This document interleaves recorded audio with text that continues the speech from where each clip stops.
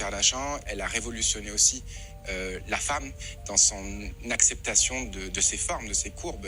Olivier Rousteing, je vous adore, mais utiliser Kim Kardashian et acceptation dans la même phrase, c'est tout bonnement incompatible. C'est un extrait de l'interview d'Olivier Rousteing, le directeur artistique de Balmain, avec Mouloud Achour. Kim Kardashian a fait énormément de choses, mais elle n'a pas contribué du tout à l'acceptation de soi, de ses formes dans la société. Au contraire, son impact, il était catastrophique même. Parce qu'au contraire, elle a injecté dans la société une espèce d'uniformisation du prototype du corps parfait. Un prototype avec des standards inatteignables ou irréalisables sans passer par une case chirurgie. Je n'ai rien contre les chirurgies. Chacun fait ce qu'il veut, mais on ne peut pas parler d'acceptation de soi. Je ne vais pas mettre toutes les fautes sur son dos, mais elle a eu une très grosse influence néfaste sur justement la non-acceptation de soi, plus que sur l'acceptation de soi. Si vous regardez la suite de l'interview, il a complètement raison. Il dit en gros qu'elle allait marquer l'histoire, et effectivement, elle a marqué toute une génération, mais